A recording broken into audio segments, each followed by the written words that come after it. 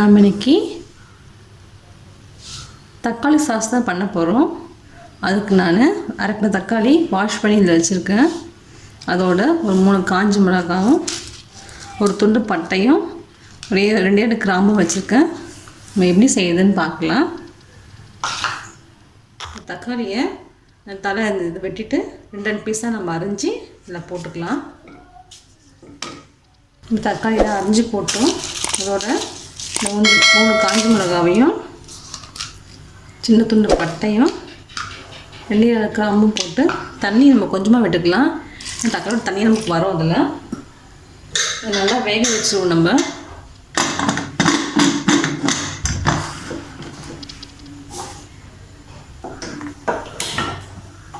நல்லா வெந்து வரட்டும். நம்ம வெயிட் பண்ணுவோம்.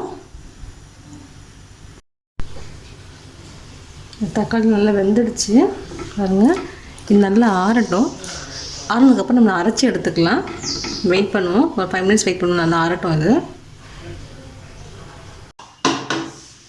தக்காளி நல்லா ஆறிடுச்சு.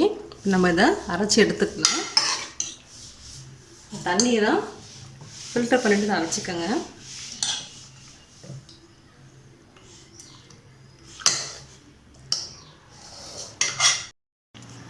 நம்ம அரைச்சி வச்சுருக்க தக்காளியை இதில் போட்டு நல்லா வடிகட்டிக்கலாம்.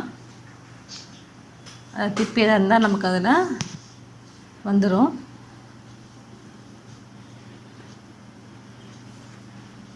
நல்லா வடிகட்டியாச்சு. அந்த அடியிலெல்லாம் பாருங்கள் ஃபுல்லாக வச்சு நம்ம எடுத்துடுவோம்.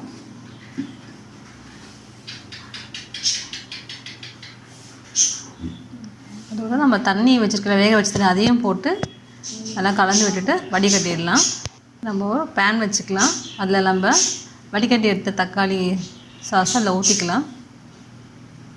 நல்லா அது மெல்ட் ஆகி வரணும். நமக்கு தண்ணியெல்லாம் போய் நல்லா திக்காக வரணும்.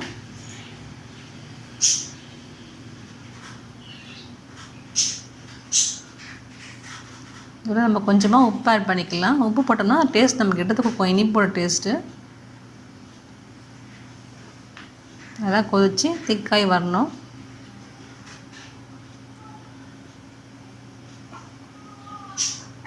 நம்ம 1/4 கப்பு சர்க்கரை ஆட் பண்ணிக்கலாம். இந்த சர்க்கரை நல்லா கரைஞ்சி நமக்கு உருகி வரணும். அதுக்கு வெயிட் பண்ணுவோம்.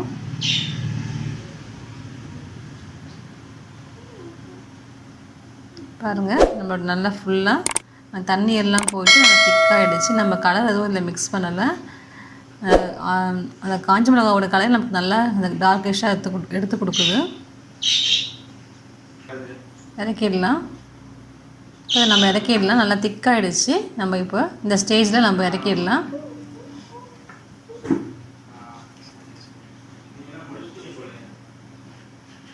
பாருங்கள் நம்மளுடைய தக்காளி சாஸ் ரெடி ஆகிடுச்சு. இது ரொம்ப சிம்பிளானது தான். நீங்களே செஞ்சு பாருங்கள். செஞ்சு பார்த்துட்டு உங்கள் கமெண்ட்ஸ் சொல்லுங்கள். வீட்லேயும் நம்ம செய்யக்கூட தக்காளியை மட்டும்தான் வச்சு செய்ய போகிறோம். ஈஸியான ரெசிபி தான். தேங்க்யூ.